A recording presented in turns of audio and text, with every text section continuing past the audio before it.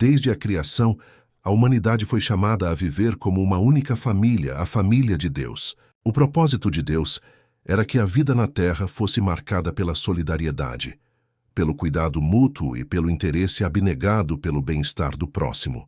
Porém, desde o surgimento do pecado, um inimigo invisível tem trabalhado incansavelmente para corromper esse propósito divino. O resultado dessa influência maligna é visto claramente no mundo ao nosso redor. Onde quer que olhemos, percebemos sua atuação. Nas famílias destruídas, nas nações em conflito, nos indivíduos que vivem apenas para si mesmos.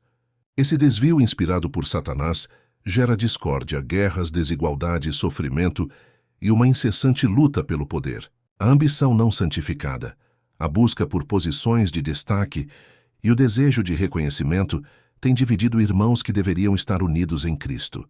Cristo nos chamou à perfeição. Sede vós, pois, perfeitos, como é perfeito o vosso Pai, que está nos céus. Mateus 5,48. Em contraste com essa realidade, Cristo veio ao mundo com uma missão clara: revelar o amor de Deus. Sua vida foi um testemunho de abnegação e sacrifício, mostrando que a verdadeira felicidade não está em receber, mas em dar. O caminho para a verdadeira alegria não é o egoísmo, mas o serviço. Aquele que permite que o Espírito Santo molde seu caráter em abnegação torna-se um instrumento precioso nas mãos de Deus. Ellen White escreve que o fôlego divino é soprado através dele, tornando-o pleno de alegria. Entretanto, não podemos ignorar a realidade de que o egoísmo é o mais forte e generalizado dos impulsos humanos.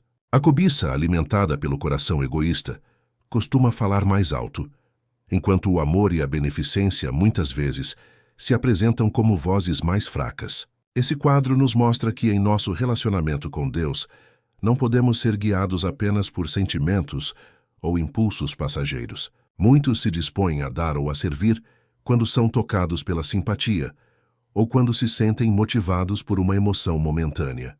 Por isso, a vida cristã deve ser guiada por princípios firmes e inabaláveis. Ele viveu em abnegação, oferecendo-se continuamente, mesmo quando foi rejeitado, insultado e crucificado. Porém, não há outro caminho para a salvação, senão separar o homem de sua vida de egoísmo. Cristo revelou o poder do Evangelho por meio de sua própria vida, vivendo em sacrifício contínuo.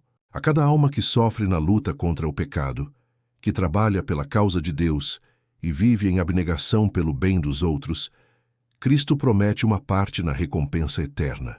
Aquele que participa do espírito de sacrifício de Cristo nesta vida, também participará da glória de Cristo na eternidade. Quando o espírito de cobiça toma posse do coração, ele molda o caráter de tal forma que a pessoa é registrada no céu como idólatra. O ímpio se vangloria do desejo do seu coração e abençoa o cobiçoso, a quem o Senhor aborrece. Salmo 10:3. Ele negligencia o dever, retém os dons que Deus lhe confiou e se torna inútil para o avanço da obra divina.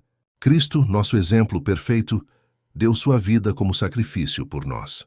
Quem vive apenas para si mesmo está espiritualmente morto. Nenhum cobiçoso passará pelos portais de pérola, porque toda cobiça é idolatria. Cristo representa o amor, a abnegação, o sacrifício e a beneficência. A cada dia, em cada decisão, estamos escolhendo a quem servir. Mas quando decidimos servir, amar, doar e sacrificar, estamos nos colocando ao lado de Cristo. É no trato com a família, nas atitudes no trabalho, nas escolhas financeiras, na vida da igreja e nas relações pessoais que revelamos qual princípio está governando nossa vida. É vivido em atos de amor e generosidade que aos olhos humanos muitas vezes parecem pequenos, mas que aos olhos de Deus são de valor eterno. Ele entende que foi comprado por alto preço, o sangue de Cristo. E por isso deve viver não mais para si, mas para aquele que o resgatou. A maior vitória que podemos alcançar é a morte do ego, a entrega completa de nossa vontade a Deus. Essa transformação, porém, não acontece sem luta. Por isso, cada dia é uma batalha espiritual. Devemos vigiar, orar e nos consagrar continuamente, pedindo que Cristo viva em nós. No grande desfecho da história, a diferença entre os princípios de Cristo e os de Satanás ficará evidente. Eles ouvirão das palavras do Mestre: Vinde, benditos de meu Pai, possuí por herança o reino que vos está preparado desde a fundação do mundo.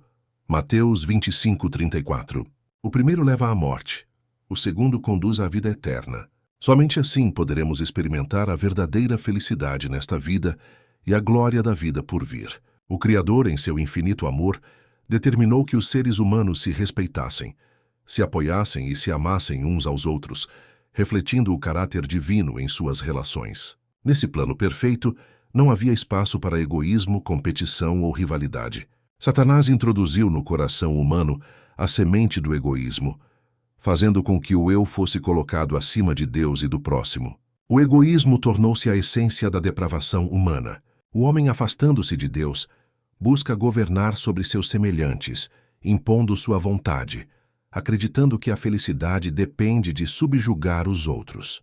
Dentro da própria igreja, que deveria ser o reflexo mais puro do amor divino, o egoísmo também tem encontrado espaço. Esse espírito contrário ao Evangelho destrói a semelhança com Jesus e enche os corações de amor próprio, afastando-os da verdadeira justiça. Mas o egoísmo cego e arrogante impede o ser humano de enxergar a perfeição que Deus requer.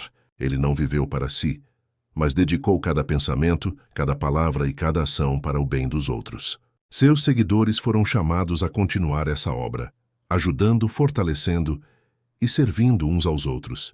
Quanto mais uma pessoa busca o bem alheio, mais encontra satisfação e paz em sua própria vida. Para esse, a vida não é apenas uma existência comum, mas um sagrado depósito, um presente de Deus, que deve ser usado em favor do próximo. Ele reconhece que foi colocado neste mundo para cumprir um propósito maior, e sua vida é preciosa porque pode ser gasta em benefício dos outros. A luta entre a simpatia e a cobiça é uma batalha desigual. Por isso, em grande parte dos casos, o mal parece vencer. Se agirmos apenas quando nossa emoção for despertada, logo desistiremos diante das dificuldades. Mas quando enfrentam ingratidão ou percebem que seus esforços foram mal compreendidos ou até mal utilizados, essas fontes de beneficência secam. Devemos olhar para o exemplo de Cristo, que não serviu em busca de reconhecimento, mas porque seu coração estava cheio de amor. A abnegação, portanto, é a nota tônica dos ensinos de Cristo. O Evangelho não é apenas uma mensagem de conforto, é um chamado radical à transformação, e ele nos convida a segui-lo nesse caminho. Paulo escreveu: porque a nossa leve e momentânea tribulação produz para nós um peso eterno de glória muito excelente. 2 Coríntios 4:17. Mas há um contraste terrível entre os frutos da abnegação e os frutos do egoísmo.